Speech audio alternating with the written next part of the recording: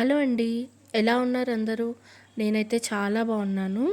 ఈ మధ్యలో నాకైతే కొంచెం హెల్త్ డిస్టర్బ్ అయితే అయిందండి. అసలు ఏమైంది ఏంటి అనేది పూర్తిగా ఈ వీడియోలో నేను మీతో షేర్ చేసుకుంటాను. కాబట్టి ఈ వీడియోని ఎక్కడ కూడా స్కిప్ చేయకుండా చూసేయండి. ఫస్ట్ ఇక్కడైతే మేము టిఫిన్స్ కోసం అని చెప్పి ఇడ్లీ ఇడ్లీ కోసం, దోస కోసం, అలాగే గారెల కోసం కూడా పప్పులు అనేవి నానపోసేసుకుంటున్నాము. మీకు ఆల్రెడీ తెలుసు కదా, మేము 2 పూట్ల టిఫినే చేస్తామని చెప్పి. సో ఈ మధ్య ఎక్కువ ఇన్స్టెంట్ టిఫిన్స్ ఎక్కువ తింటున్నాము. అవి బోరింగ్గా అనిపిస్తున్నాయి. ఎక్కువ శాతం అయితే గోధుమ రవ్వ ఉప్మానే తింటూ ఉన్నామండి. ఇంకా అందుకని చెప్పి 3 పిండిలకి నానబోసి ఫ్రిడ్జ్లో పెట్టేసుకుంటా, అంటే మనం రుబ్బి పెట్టేసుకుంటే ఏం టిఫిన్ చేసుకోవాలి అనే టెన్షన్ ఉండదు కదా అని చెప్పేసి ఇక్కడ పోసి పెట్టుకుంటున్నాం అనమాట. ఇప్పుడు మనకి బయట క్లైమేట్ అనేది బాగా చల్లగా ఉండడం, అలాగే కొంచెం వర్షం కూడా పడుతూ ఉంది కదండి. ఇంకా అలా చల్లగా ఉండేటప్పటికి క్లైమేట్ నాకైతే కొంచెం జలుబు బాగా అయ్యిందనమాట. అలాగే గొంతు కూడా చేంజ్ అయిపోయింది కొంచెం. ఇంకా ఏమంటారంటే ఈ దమ్ము ఆయాసం అనేవి ఉంటాయి కదా, అవి కూడా స్టార్ట్ అయిపోయాయి. ఇంకా అది ఏ రేంజ్లో అంటే నాకు ఎవరితోనన్నా మాట్లాడాలన్నా కూడా రావట్లేదు అనమాట. ఆ దమ్ముకి ఈ చల్లదనం ఎక్కువైపోయి, అందుకని ఇంకా నేను వీడియోస్ తీయడం కానీ అప్లోడ్ చేయడం కానీ చేయలేదు. నాకు ఈ దమ్ము ప్రాబ్లము ఇదివరకు అస్సలు లేదండి. నాకు ఎప్పుడైతే కరోనా వచ్చి తగ్గిందో అప్పటి నుంచి ఈ ప్రాబ్లం అయితే నాకు స్టార్ట్ అయిందనమాట. అంటే కరోనా అప్పుడు స్టార్ట్ అయింది నాకు ఈ ప్రాబ్లము. అప్పటి నుంచి ఇంకా అప్పుడప్పుడు తరచుగా అంటే కొంచెం దమ్ము రావడం అది నాకు వస్తూ ఉంటుంది అనమాట. అంటే కొద్దిగా చల్లగా ఉన్నా లేకపోతే జలుబు చేసిన దమ్ము వస్తూ ఉంటుంది. ఈసారి కూడా నా పరిస్థితి అలాగే అయిందనమాట. ఇంకా ఎవరితోనన్నా మాట్లాడాలన్నా కూడా నాకు అది మాట్లాడడం కూడా కొంచెం కష్టంగా అయిపోయింది. సో గొంతు అయితే పూర్తిగా చేంజ్ అయిపోయిందండి నాది. ఇంకా ఈ జలుబు, ఈ దమ్ము ఇవి పక్కన పెడితే నాకు ఆపరేషన్ ఏ చేతికి అయితే అయ్యిందో రైట్ హ్యాండ్, ఆ చెయ్యి నొప్పి అనేది స్టార్ట్ అయిందనమాట. నేను నార్మల్గా ఏంటంటే అప్పుడప్పుడు నాకు ఆ చేతి మీద స్ట్రెయిన్ పడితే కొంచెం నొప్పి ఉంటుంది, కానీ ఒక 1-2 డేస్లో అట్లా తగ్గిపోతుంది అనమాట. ఎందుకంటే ఆ చేతిలో స్క్రూస్, ప్లేట్స్ ఏవో వేశారనమాట నాకు చేతికి. సో అందుకని ఆ చేతికి నేను ఎక్కువ స్ట్రెయిన్ అనేది ఇవ్వను. ఇంకా గిన్నెలు అవి తోమడం, ఇంక ఇంట్లో పని చేసుకోవడం మూలంగా ఏదైనా స్ట్రెయిన్ అయిందేమోలే అని చెప్పి తగ్గిపోతుందని అనుకున్నాను. ఒక 1-2 డేస్ చూశాను, కాకపోతే ఇంకా తగ్గలేదు. ఇంకా మా అన్నయ్యకి చెప్పాననమాట, ఇలా చేయి నొప్పి ఉంది తగ్గట్లేదు అని చెప్పి.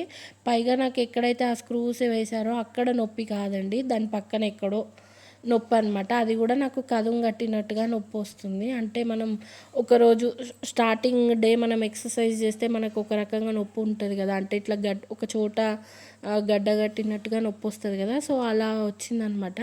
మా అన్నయ్య ఏమన్నాడంటే ఇవి తగ్గిపోతుందిలే, ఏం కాదు తగ్గిపోతుందని చెప్పాడు. సరే ఇంకా నేను కూడా లైట్ తీసుకున్నాను. కాకపోతే ఇంకా 2 డేస్ ఎక్స్ట్రా చూసాము, అయినా కూడా తగ్గకపోతే ఇంకా నేను అన్నయ్యని హాస్పిటల్కి తీసుకెళ్ళమని చెప్పి అడిగాను అనమాట.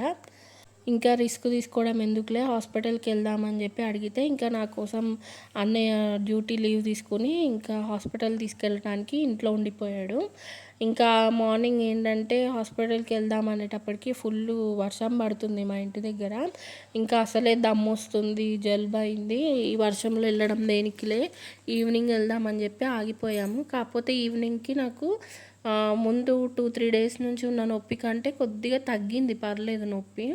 ఇంకా అట్లా అని చెప్పి ఇంకా హాస్పిటల్కి ఎందుకులే, మరి నేను తట్టుకోలేనంత లేదు, పైగా అది కదుం కట్టిన నొప్పి అనుకుంటున్నాం కదా, ఆపరేషన్కి సంబంధించిన నొప్పి అయితే వెళ్ళే వాళ్ళమే. ఇంకా అందుకని చెప్పి లైట్ తీసుకుని ఉన్నాము. ఈ చల్లదనానికి కూడా కొంచెం నొప్పి అవుతుంది, సల్పడం లేదు, కాకపోతే జస్ట్ నొప్పి అయితే అవుతుంది అనమాట. ఇంకా అందుకని అదే ఇంకా 2-3 డేస్ అయితే తగ్గిపోతుందని చెప్పి హాస్పిటల్కి వెళ్ళకుండా ఇంట్లోనే ఉండిపోయాము. ఎందుకంటే ఇప్పుడు మళ్ళీ హాస్పిటల్కి వెళ్తే ఎక్స్రే తీయమంటారు, మళ్ళీ లేనిపోని ఖర్చు ఎందుకు, తట్టుకోలేనంత నొప్పి అయితే లేదు కదా అని చెప్పి క్యాన్సిల్ చేసేసుకున్నాము. తర్వాత ఇంకా మా హస్బెండ్ అయితే వచ్చేసారండి నిన్న నైటు. ఎందుకంటే ఇవాళ మా అత్తయ్య గారికి కార్యక్రమం ఉందన్నమాట. అంటే మా ఇంట్లో చనిపోయిన వాళ్ళు ఉంటారు కదా, వాళ్ళ పేరు మీద నెల నెల మాసికాలు అనేవి చేస్తారనమాట. సో ఇంకా అందుకని చెప్పి వచ్చారు. ఇక్కడ ఒక మఠం ఉంటుంది. ఆ మఠం దగ్గరికెళ్ళి వాళ్ళకి ఫుడ్ పెట్టడం అనమాట. చనిపోయిన వాళ్ళకి నెల నెలా పెడుతూ ఉంటారు. సో, ఆ కార్యక్రమం ఉందని చెప్పి వచ్చారు. ఇంకా అందరం కలిసి డిన్నర్ చేసేసిన తర్వాత ఇక్కడ నేను మా హస్బెండ్‌ని అడిగాననమాట. రేపు ఎలాగో నీకు లీవే కదా! మనమిద్దరం ఒక రీల్ చేద్దామని చెప్పి మా హస్బెండ్‌ని అడిగాను.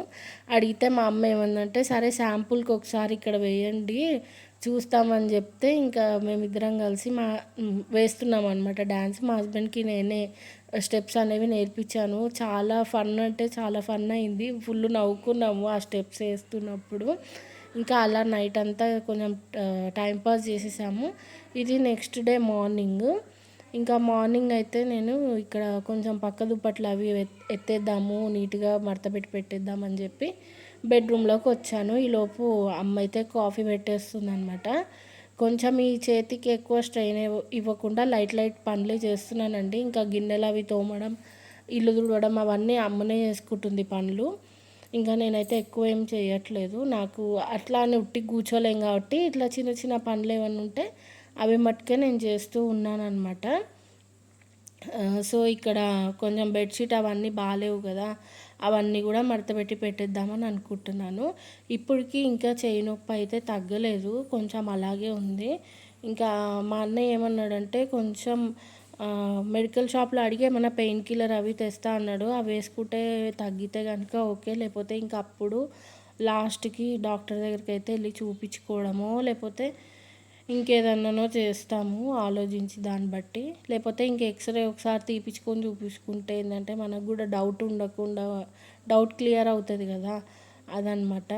కొంచెం ఫస్ట్ డే ఉన్నంత పెయిన్ అయితే లేదనమాట నా చేతికి, కొద్ది తగ్గుతూ వస్తుంది. కానీ ఈ 2-3 డేస్ నుంచి మట్టుకే ఆ పెయిన్ ఎంత ఉందో అది కంటిన్యూ అవుతుంది. ఇంకా పెయిన్ ఇంకా కంటిన్యూ క్యారీ ఫార్వర్డ్ అవుతుందండి, తగ్గట్లేదు. నాకు ఇన్ని రోజులు ఎప్పుడు లేదనమాట నొప్పి.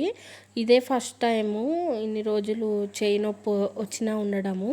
ఇంకా మా ఇంట్లో వాళ్ళు అన్నం ఏంటంటే, బయట చల్లగా ఉంది కదా, దానికి కూడా ఏమన్నా నొప్పి వస్తుందేమో చెయ్యి అని అంటూ ఉన్నారు. మా అన్నయ్య అయితే డ్యూటీకి వెళ్ళేటప్పుడు చెప్పాడనమాట, ఇట్లా వేడి నీళ్ళతోని నువ్వు వెచ్చగా చేతికి అట్లా పెట్టుకుంటే ఏమన్నా కొంచెం రిలాక్సేషన్ వస్తుందేమో చూడు, మనం ఒక 2-3 విధాలుగా ట్రై చేద్దాము, అయినా కూడా నొప్పి తగ్గలేదనుకో అప్పుడు హాస్పిటల్కి తీసుకెళ్తా నిన్ను అని అన్నాడనమాట. నిన్న కూడా వెళ్దాం హాస్పిటల్కి అని అన్నాడు. కానీ నేనే ఎందుకు, ఇంకా అంత అవసరం లేదేమో అనిపించింది. అందుకని చెప్పి ఇంకా నేను వద్దని చెప్పాను హాస్పిటల్కి. ఇక్కడైతే డ్యూటీకి అయితే బయలుదేరిపోతున్నాడు ఇంకా అన్నయ్య. యాక్చువల్గా కొంచెం కన్ఫ్యూజన్లో ఉన్నాడు. మా హస్బెండ్ కూడా ఇంట్లోనే ఉన్నారు కాబట్టి అన్నయ్యకి కూడా ఉండబుద్ధి అవుతుంది. కానీ మా హస్బెండ్ ఇప్పుడు ఆయన కూడా బయలుదేరిపోతారు కార్యక్రమానికి. ఇంకా ఆయన వెళ్ళొచ్చేటప్పటికి 4 అవుతుంది అనుకుంటా. అందుకని చెప్పి ఇంకా అన్నయ్య కూడా వెళ్ళిపోయాడు. తర్వాత మా హస్బెండ్ వచ్చేసి ఇక్కడ కొంచెం టవల్లో కల్లుప్పు వేసేసి పెనం మీద వెచ్చగా చేసి ఇట్లా చేయి దగ్గర పెడుతున్నారు నొప్పి ఉన్న చోట.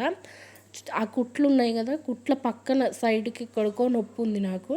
అక్కడ ముట్టుకుంటే తెలుస్తుంది ఇట్లా గడ్డలాగా. సో ఇంకా అట్లా పెట్టినంతసేపు నాకు వెచ్చదనానికి బాగానే ఉంది, కానీ నొప్పి అయితే అస్సలు తగ్గలేదు. ఇంకా ఈరోజు అయితే పెయిన్ కిల్లర్ వేసుకుని చూస్తాను, తగ్గకపోతే ఇంకా హాస్పిటల్కి అయితే వెళ్ళాల్సిందే. యాక్చువల్గా ఒక పక్కన మా హస్బెండ్కి కూడా టైం అవుతుంది, బయలుదేరాలన్నమాట. ఇంకా నా కోసం ఇక్కడ ఒకసారి అట్లా వేడిగా వెచ్చగా ఇట్లా అద్దేసి వెళ్దామని చెప్పి ఆగారు. ఇంకా రెడీ అయిపోయి ఇంకా ఆయన కూడా బయలుదేరుతూ ఉన్నారనమాట.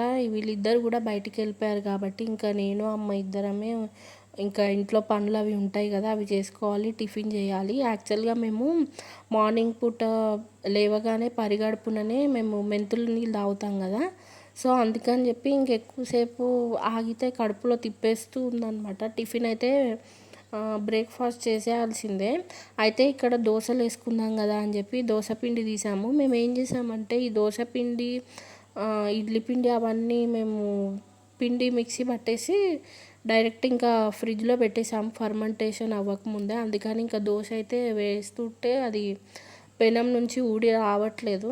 నిన్న మొన్నటిదాకా అయితే అస్సలు ఎండ అనేదే లేదండి. ఇప్పుడు కొద్దిగా పర్వాలేదు, ఎండ వస్తుంది కాబట్టి. ఇంకా నేనైతే ఫ్రెష్ అయిపోయి వచ్చి ఆ ఎండలో అయితే కూర్చుంటాను కాసేపు. ఇంక ఇక్కడ దోస పిండితో దోస రావట్లేదని చెప్పి ఇడ్లీ పిండితో అట్టయితే వేసుకుని నేను అమ్మ ఇద్దరం ఇంకా బ్రేక్ఫాస్ట్ చేసేసాము. యాక్చువల్గా ఏంటంటే ఇవాళ చట్నీ వేసుకోలేదండి, అందుకే ఉప్పు కారం నూనె ఇట్లా కలుపుకొని అదే నంచుకొని తినేస్తున్నాం అనమాట. తిన్న తర్వాత కాసేపు ఆగి ఇంకా నేనైతే వేడి నీళ్ళు పెట్టుకొని స్నానం చేద్దామని అనుకుంటున్నాను.